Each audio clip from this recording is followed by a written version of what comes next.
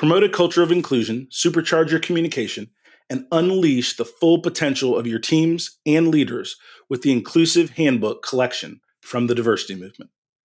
As part of the collection, I wrote the Inclusive Leadership Handbook with Kurt Merriweather to empower leaders with tools needed to cultivate a culture that fosters creativity, innovation, and employee engagement. Through strategies, exercises, and self-reflection, leaders at all levels can enhance their effectiveness. Learn more at thediversitymovement.com/store. Use code HOL at checkout for 25% of your first order. Do you want to build your brand by being a guest on industry-leading podcasts? If you're a business leader, an author, or a speaker, my guess is that you do. Picture this. You, a dynamic executive easily connecting with engaged audiences, turbocharging your top-of-funnel marketing, and creating a treasure trove of content with every episode.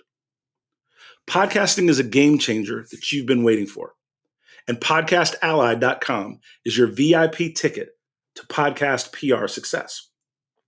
Say goodbye to the ordinary and hello to the extraordinary exposure. Let the Podcast Ally team connect you with the best-in-class podcast for you to be a guest on. Head over to podcastally.com and use the promo code DT for a 10% discount on Podcast Ally services. That's podcastally.com, promo code DT.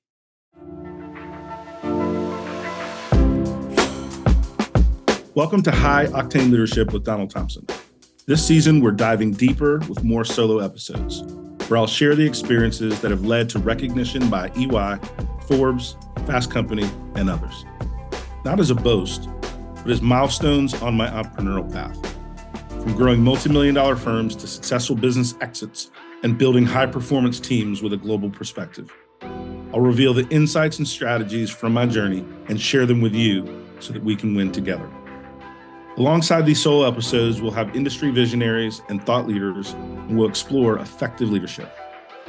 Ready to empower your leadership journey with real success stories? Let's embark on this transformational journey together.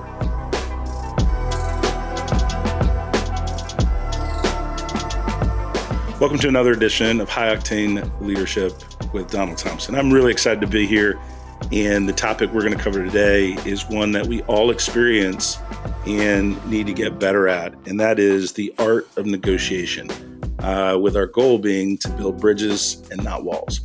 If you think about the topic of negotiation, it really impacts every aspect of our life. If you have kids and you're negotiating with them to clean their room, if you have a team and you're negotiating with them on the resource, the quality level, the time level, the delivery time, if you will, of when a project needs to get done, negotiating a raise, buying a car, buying a house.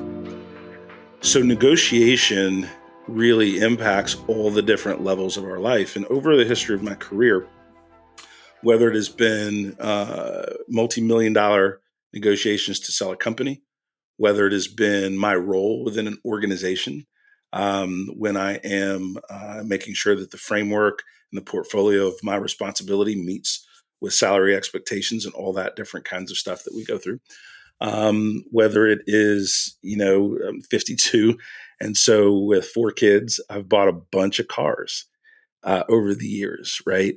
One of the things that I've learned, independent of the negotiating situation, right, is that we all start from our particular point of view. And this is one of the things that I think people do incorrectly, because your point of view is something that you already understand. And so explaining that to the other person is fine, but explaining that first to the other person doesn't teach us anything. It doesn't allow us to create an environment where we get a better outcome. And so the one thought process that I want to share with you of the several key points is, number one, is looking at the perspective of the individual or individuals or organization that you're negotiating with. So it's all about, number one, is perspective. So when we look at that perspective from someone else, number one, we often can find out things that we can say yes to that are big to them, but of low value to us. So the giving up of that item right, is not such a big deal. I'll give you an example with my kids, right? Dad, after I clean my room, can we have ice cream? Well, no, you should just clean your room. Well, it depends. What am I trying to get done at this point? Am I trying to get perfect obedience? Am I trying to get the room clean? Am I trying to build a relationship with my kid while I'm teaching them something? So, no, you shouldn't get something every time you do the right thing. But when you're learning successful habits as a young person, there's nothing wrong with a carrot and stick mentality. And using the carrot more often than not is good and powerful. So, yes, David, if we clean our room this one time, we're going to be able to go for ice cream. Now, we're not going to be able to get ice cream every time you clean your room because it's your responsibility. But to set the right expectation, I have no issue with providing you a cup of ice cream, an ice cream cone for a clean room. Now, if we're going to get ice cream for cleaning that room, it's got to be extra clean. That means it's got to be able to pass daddy and mommy's inspection. Does that make sense? Oh, yeah, yeah, yeah.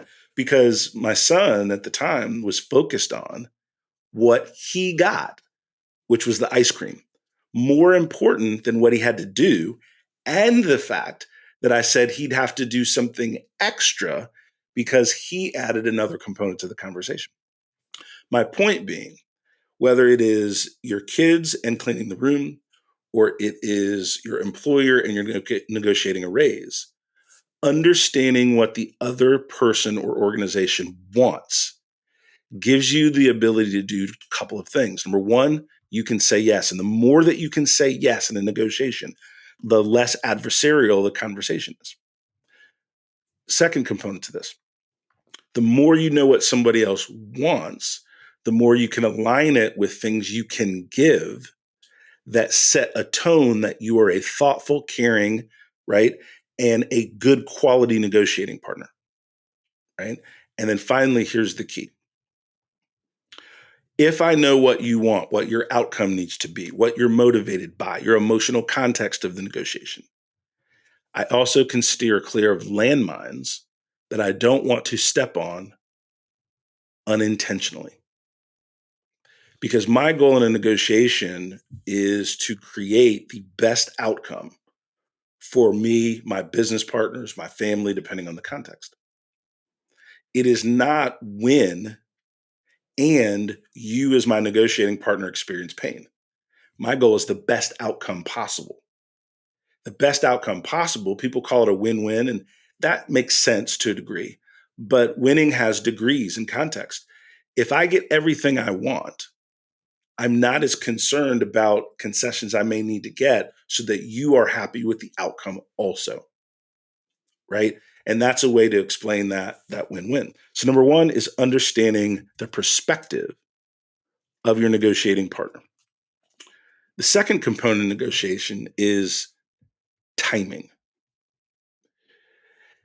If you have a long window to make a decision, longer window, you have much more power and credibility. The faster you have to get something done, the less strength you have. Because if you're working against a predetermined timeline, that means urgency is not your friend. And that means that I try to get into conversations with folks, especially where there is a lot of financial impact, as early as possible, so that the emotion of being under time pressure doesn't cloud my negotiating partner's ability to make reasonable concessions that I may need. Because a lot of times you're talking to the person that is not the ultimate decision maker. That means you have to build in time frame for your negotiation, your conversations that allow back and forth where they've got to go check with their constituents, where they've got to go investigate whether something works for them. Things of significance are not going to happen in a single Zoom call, a single meeting, a single dinner. The larger the stakes, the more components and the more people that will be involved in the negotiation. And so time is a critical component to understand. And the more time that you have, the more that you can navigate the nuance and create that successful outcome. Whatever you've read about negotiation, whatever you have studied, the time in your experience, one of the things that I've found and a very critical element to successful outcome is understanding the personality of the team and the people that you're negotiating with. This is especially important when you are the smaller partner. For example, a lot of the businesses that I run, I am running a small boutique marketing firm, or I am running a diversity, equity, inclusion consultancy, or I am running a software engineering company. My partners were typically thousands of times bigger in terms of resources, in terms of experience, in terms of expectation than I was. We were dealing with enterprise legal teams with significant experience in M&A, specific experience in joint ventures and different things. And so on an experience level, we were out of our depth, out of our league, so to speak. And so a lot of times when you understand the personality and then the power dynamic, right? So it's the personality and the power dynamic between you and your counterpart, it helps you adjust your tone. When I'm the smaller party in a negotiation, I don't try to act like the big dog. If I don't understand something that's written in tremendous legalese, I will say, John, obviously you all have more experience. I'm trying to minimize our outside legal costs. In section 3, paragraph 4, there's just a lot of language. Can you just help me understand what this section means just in layman's terms? And then we can look at the legalese and how we want to structure it. But if you could just explain what you all are trying to accomplish, what you're trying to protect against in this particular section. They'll go forth and explain it, which is very different than if I use language like, I don't agree. You're using too much jargon. Anything that sounds combative versus conversational, right, doesn't put me in a position of strength, especially when I'm dealing with a larger partner. It actually creates a defensiveness in my partner. And I want you to understand a phrase that I'm using pretty specifically, my negotiating partner. Very few of the negotiations I've been a part of over the years, over the 30 years of my business career, have had to be adversarial. That didn't mean some of them were not, but most of them didn't have to be. It's the posture of the people, the personalities of the people that sometimes make an adversarial conversation one that could have been done, completed over dinner, over a drink, over a cup of coffee. And so I try to make sure that in any of the language that I'm using, that I make sure that we have a conversational tone first to see how far that can go. Because, and this is super important, most negotiations are the start, not the finish. And you're going to have to work with these people again. And so your behavior, your style, the way that you push back on items is also a precursor for how you're going to work with this team, this organization, this company again in the future. And so negotiation is an opportunity to create partnership momentum, longevity of the relationship. So I'm very, very careful of the tone I use. And most important, when you have high octane personalities, these are folks that I've dealt with over the years, have graduated from the top schools, the MBA schools, the top law schools. And I'm just this guy from North Carolina, right? And happy to be underestimated.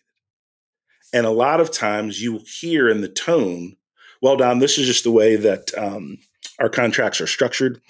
And we're not really in a mode to make any significant changes, right? Kind of a dominant tone. And so my response to some of those things is to desensitize, de-escalate any of that noise, any of that ego, and just say simply, listen, we're just getting started with our conversation. I'm the rookie here at this relative to the talent that's in the room. So I may ask an occasional question that's somewhat redundant. So if you just give me some grace and explain those things.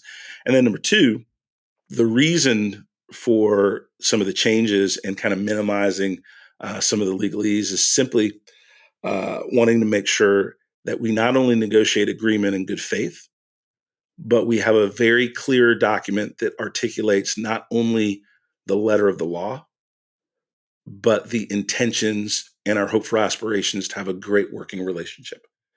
So whether we agree or disagree as we go through these dialogues, this is where this is my perspective on what we're trying to do with this contract, with this negotiation, with this document.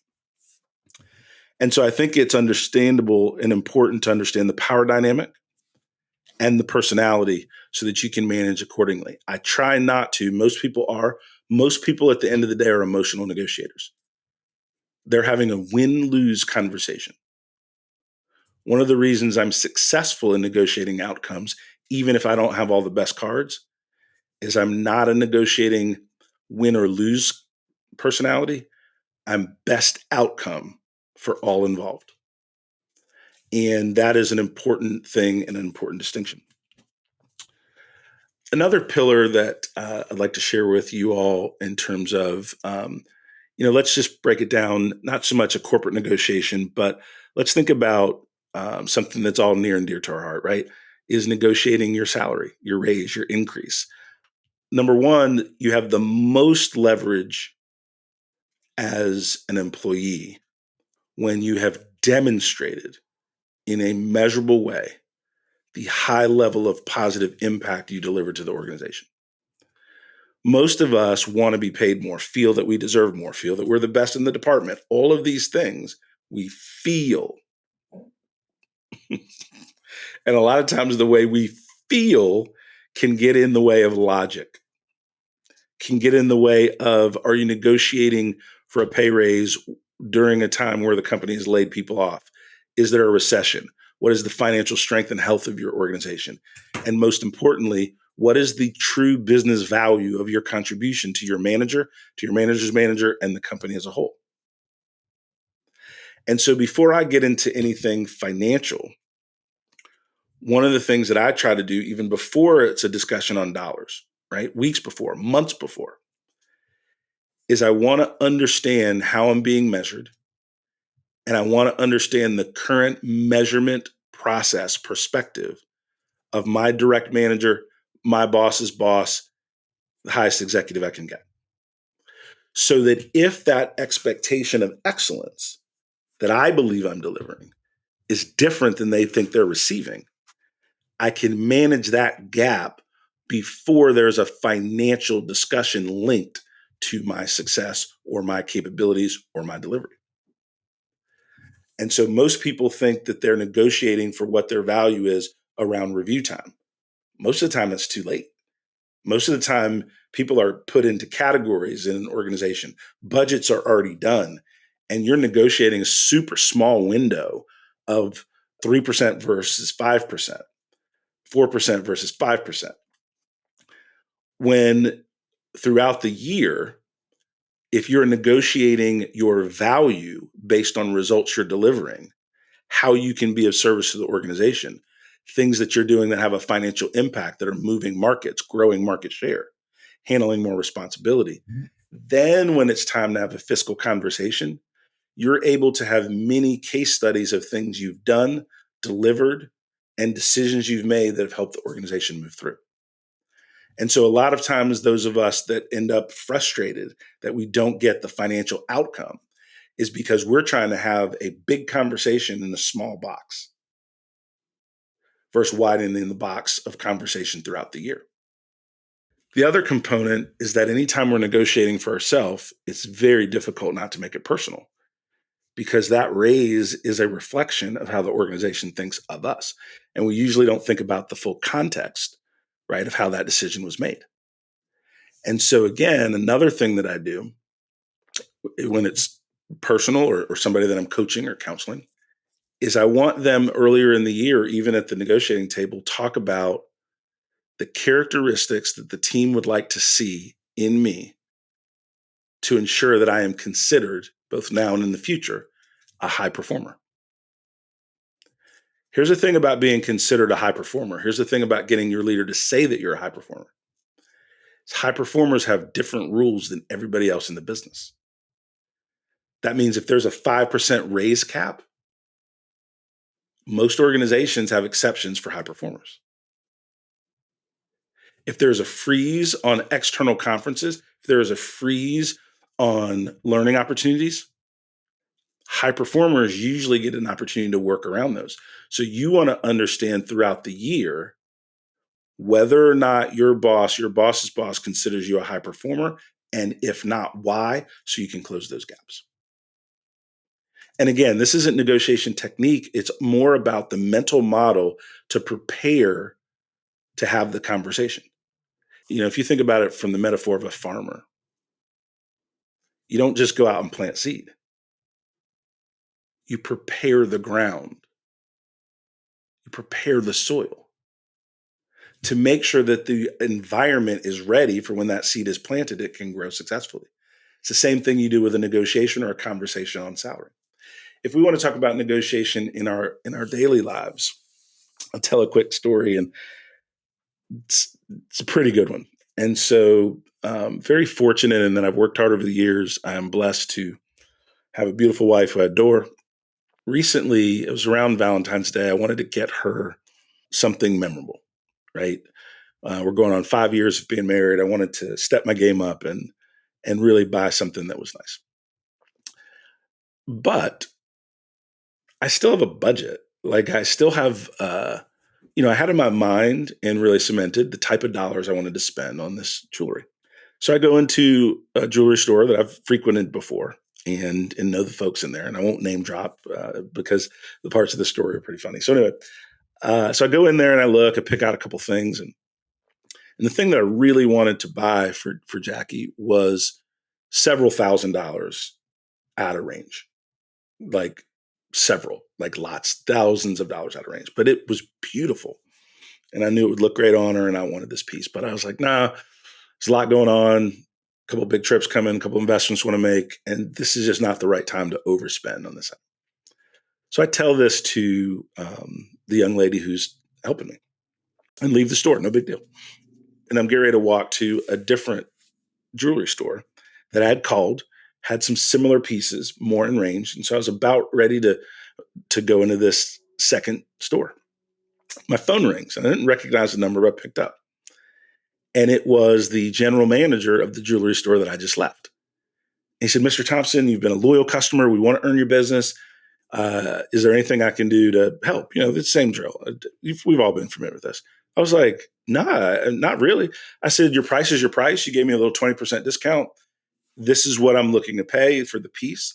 And it seems like we're pretty far away. So, I'm good. But I appreciate everything you do, and I understand where you're coming from. And the general manager on the phone said, Mr. Thompson, may I ask you something? I said, sure. Can you just stay still for 2 minutes? Do not go into the other jewelry store. And I'll call you back with my best offer and if we can have the piece ready today. I said, yeah, I got 2 minutes. No big deal. So I stand there for 2 minutes. The gentleman calls me back. And we align on a price that is fair enough for both. And he moves significantly.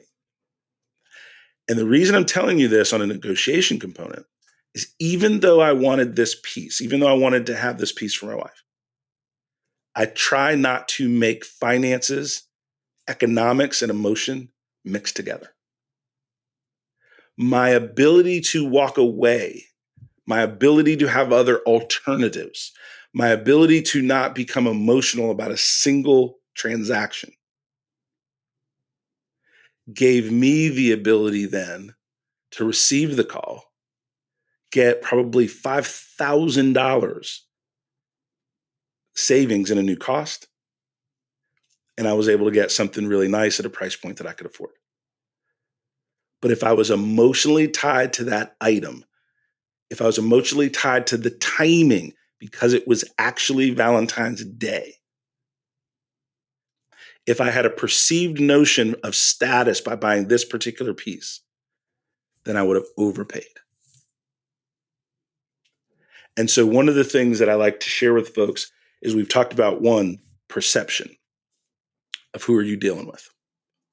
Timing. The more time pressure you have, the less flexibility you have. The power dynamic and personality. In this instance, as the consumer, I had the power dynamic because this jeweler didn't want to end up with zero. I'd already left the store. I was already on the way to another store, was not headed back that day to make a purchase. And because those things were in my favor, I saved thousands of dollars. There was an example of someone I was coaching, and they had received a job offer from HR. Anytime you receive an offer, that means you're the candidate that the hiring manager wants. You're the candidate that has gotten through all of the various interviews. They have deemed you the top choice for that role at that moment. And typically in job offers, they put a time limit on it. It's not, you have 6 weeks to make a decision. You usually have a few days. This is one of the top moments to go back and ask to adjust the offer. A lot of reasons there's a disparity in, we talk about the gender pay gap. One of the things that I try to talk about with folks is whose responsibility is it if I make more than my counterpart because I was a better negotiator, because I'd learned that skill, because I had the confidence to negotiate. And so what we have to teach people is, yes, there is a corporate responsibility to pay equitably for similar skills, same role, those things. But it is also incumbent of us in talking about teaching on the topic of negotiation to ask for more, to ask if there's an opportunity to structure this offer differently in a couple of areas. And usually the first offer that people give you is not their best and final. But if you take it and then you're mad later on, if you take it and then you're disgruntled, I guess you could be. It makes sense. But it's also whose responsibility is it to understand the business dynamics, the perspective, the power dynamics. When you get that offer, they've said that we want you to fill this position with our firm. And usually it's been my experience, there is different components that can be moved, maneuvered, right? Vacation time, salary, bonus. One of the hardest thing to move is salary. Easier thing to move is bonus that is performance based and tied to. Now, you may want all, but what I'm telling you is when you talk to that HR leader, call them back and say, listen, is this best and final? Or is there some potential flexibility in a couple of areas? I'd love to say yes. And I think we're really, really close. There's just a couple things around the edges that I'd love to discuss, but I don't want to put a lot of time and effort into dialoguing it if there's no room to navigate here. And usually the person on the other end of the line will say, well, what do you have in mind? And that's the only answer I need right now. Listen, let's not have this conversation right now. Let me take a step back, look at the full offer, just do a little digging on some comparables, and let me send you a short email of just a couple things that I'm thinking to give you all an opportunity to react to it. But again, I want you to understand, I'm really excited about this opportunity. I think we're close, but I do have a couple things that I want to come back to you on. And then you take a step back because you got the answer you desired, which is this is not best and final. And most HR folks are not rock star negotiator. They're coloring right in the lines that they've been given. In order for you to get the best dollar amount for your skills means you've got to push it to the point where the person on the other end of the line has to say, I can't approve this. Give me a day. I'm going to have to talk with some people internally to see if we can get this done. Now you know you're rocking, right? If you get an offer and it's $100,000 and you counter with 103 and they go, yeah, that makes sense. That's not negotiating in good faith for you and your family. You want to nudge it to where they have to ask someone else and reaffirm that you are the absolute right candidate at the right moment at the right time. I was working on a pretty large M&A transaction, and we were going back and forth, back and forth, back and forth. And after about a week, the VC firm said, look, this is the best we got. I'm like, cool. I'm like, cool. Because what do I want? The worst you got? The first you got? The second or third you got? No. I want your best you got. And usually that takes several conversations, several push and pull to get somebody to that point to where, hey, this is the best we can do. You're going to need to take this or leave this, but this we've given everywhere we can give. Works for me. Let me reflect on that, come back to you. Now I know I've done a good job. You don't have to be a jerk about it. You don't have to be overly aggressive about it, but you have to be intentional about it. And then the second thing that you got to remember all the time is when you're going to deal with folks post negotiation, how you treat them, how you push, how you're firm but gracious are all things that are going to set the table for how you're treated inside the new organization, how you're treated as a new employee, right? How you're treated the second or third time you're going to buy a car. Whatever the scenario is, right? Be firm, be gracious, but be intentional about pushing the envelope until you get to somebody's best and final. And that's the number or numbers you want to make a decision on. The final thing that I want to really talk about is knowing the level of decision rights of the team that you're talking to. A lot of times you're going to be dealing with, I don't want to call it front people, but folks that are going to tee up an agreement to then be reviewed by very senior levels in management. And this is whether this is a partnership agreement, salary discussion, M&A discussion, XYZ. And these are great folks, powerful, influential, but not the final deciders. And so one of the nuances to successfully negotiating is getting to the point where you can have a conversation with the folks you're chatting with and ask this very simple question. What does a successful outcome of this dialogue look like for you? The reason you want to understand this person's point of view, whether it is timing, whether it is throughput, right? How fast another side can do something. It's important to have, and I always have like a spreadsheet or a notebook with all of the different elements of the negotiating conversation. So, for example, what is it that you want my firm or me to do? How much are you going to pay when we do this? What is the timing? If you're going to pay me dollars and we're negotiating, what are the terms?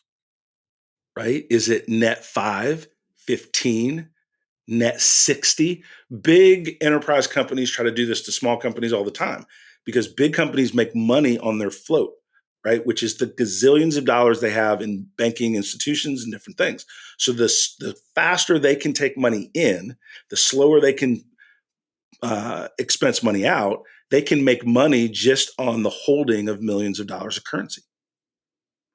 But as a small business owner, cash flow is everything. So if I do work over a 30-day period of time, I invoice you for that work, and then you're going to pay me 60 days later for that work? No, thank you. It's a terrible deal for a small business owner. But that's one of the levers in term, right? So it's the amount someone's going to pay you. It's the term they're going to pay you. It's the currency they're going to pay you. It is how do you handle problems or disputes? And so when you look at all of these elements, right? I remember having a negotiation dialogue with billion-dollar global company, and we're a small tech company in Raleigh. 20 people, they got 20,000 people. And we came to an impasse on the hourly rate for our consultants. We just came to an impasse. What we wanted, what they wanted was just different. And neither side really, we were talking across each other, and it was a tough part of the deal. Understood where they were coming from because we were US based. So much of their supplier base was in other theaters. So Belarus, India, South America, right? And so our consultants were US based and significantly higher cost, but we were worth it, right? The skills that we brought to the table were worth it. The work that we did, the quality, our reputation, our experience, all of that. But we got to a point in an impasse. And I remember thinking, all right, how do we get this done? And what do we need that a big company can do pretty easily? And we'd been a supplier of this firm for years, so there was trust built, but we couldn't get over the goal line, so to speak. And I remember saying to my counterpart, you can't increase your rate. What if you pay me a quarter in advance for services that we're going to render? Because that helps me with my cash flow. That then helps my entire business, even though I know you can't meet the rate that I need that I can get from other folks. And I remember the gentleman on the other side was quiet for a minute. And he said, DT, because we negotiated a lot of deals together. He said, I wish I would have thought of that. I absolutely can do that. Right? Fronting you the cash, you all have done the work, you've been trusted partners. So paying you in advance each quarter, but keeping the rate the same, that's something I can take to our team. I can get that done for you. And so for the next 4 years of this relationship, we basically leveraged the cash flow from one of our biggest partners to help us grow other areas of our business and ultimately get sold and acquired, and a lot of good things happen. But it was because we weren't having a contentious negotiation. We had a conversation, we had a dialogue, and when we met with a roadblock, we jointly tried to figure out creative solutions together, and we did. And that was one of the most successful conversations that I've had in my business career, because we found a way to win together.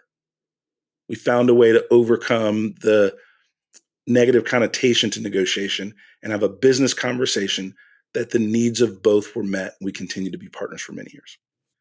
In summary, you want to understand the perspective of who you're negotiating with, their point of view, their goals, their needs.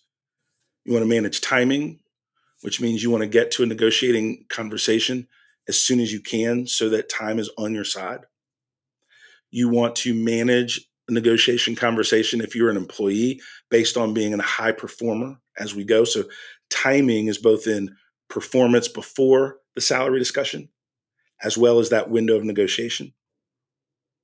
You want to understand the personality and the power dynamics of the folks that you're talking to. And then the final thing is that you want to make sure that you're having a conversation where we get to that win-win together, that we figure out roadblocks together. I've used the phrase throughout this conversation in talking about my negotiating partner, because it's my hope, my goal, my aspiration that everybody that I'm talking to is a negotiation partner, not an adversary. And then the final thought process is, when you deal with that high-octane personality, that person that is trying to drive the dialogue, that person that's trying to put their thumb on you, make sure that before you engage in that back and forth, you try to de-escalate, understand their true care-abouts, and always try to be the grown-up in the room. I wish you all the best as you negotiate salary with your kids to clean your room for that car that you want to buy, or in the case of the example I gave, the jewelry that we talked about. But I think your timing, your temperament, the way that you approach negotiation is going to be better because of some of these experiences we've discussed. And I think you'll be stronger the more that you do it, and the more that you do it with this mindset. So with that, DT and over and out. Hopefully this helped. And thanks for spending time with us on another episode of High Octane Leadership. And today we've talked about the art of negotiation, building bridges, not walls.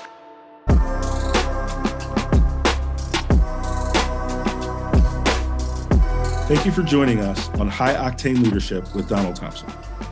Today's episode is a step in our collective journey towards leadership excellence. Remember, every story we share and every insight we gain is a piece in the puzzle of our leadership journey. For more insight and detail, hit the subscribe button so that we can stay connected.